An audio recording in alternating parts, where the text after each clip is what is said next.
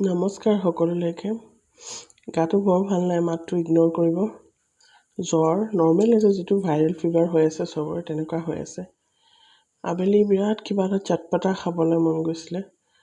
ফ্ৰিজত চালোঁ ৰঙালাও এটুকুৰা আছে, তাকে বোলো কিবা এটা বনাই খাওঁ বুলি চেষ্টা কৰিলোঁ। তাকে আপোনালোকৰ লগত শ্বেয়াৰ কৰিছোঁ। ল'ৰাই ৰঙালাও খাই ভাল নাপায়, কিন্তু এনেকৈ বনাই দিওঁতে খাইছে বাৰু সিও। আপোনালোকেও কেতিয়াবা ট্ৰাই কৰি চাব। সৰু সৰু ল'ৰা ছোৱালী, মোৰ একচুৱেলি ল'ৰাটো ডাঙৰ হ'ল হ'লেও আৰু সৰু ল'ৰা ছোৱালীবোৰে ৰঙালাও নাখায়, ভাল নাপায় নহয়। তাহাঁতৰ এনেকৈ বনাই খুৱাই চাবচোন, খাব।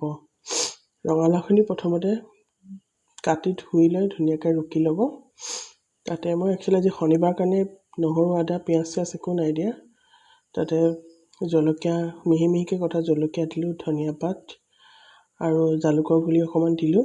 তাৰপিছত দিলোঁ আজৱাইন আৰু জিৰা।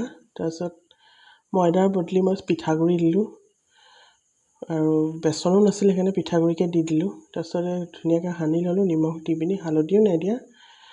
সানাটো যিটো সানিছিলোঁ সেয়া আপোনালোকক দেখাব নোৱাৰোঁ, একচুৱেলি গাটো বেয়া কাৰণে ক্লিপটো ল'বলৈ দিগদাৰ হৈ গ'ল। তাৰপিছত নৰ্মেল যেনেকৈ ধুনীয়াকৈ সানি লৈ নৰ্মেল যেনেকৈ আপোনালোকে পকৰি বনায় তেনেকৈ মিঠাতেল দি বা ৰিফাইন তেল দি, মই মিঠাতেলেই ইউজ কৰিছোঁ, ফ্ৰাই কৰি ল'ব। একেবাৰে ধুনীয়া হয়, মচমচীয়া হৈ যায়। অকণমান ল' ফ্লেমত ফ্ৰাই কৰিব লাগে, খালি একদম ল'ও নকৰিব, মিডিয়াম ল'ত ফ্ৰাই কৰি ল'ব। ফ্ৰাই কৰি ধুনীয়াকৈ এনজয় কৰিব পাৰিব চাহৰ লগত।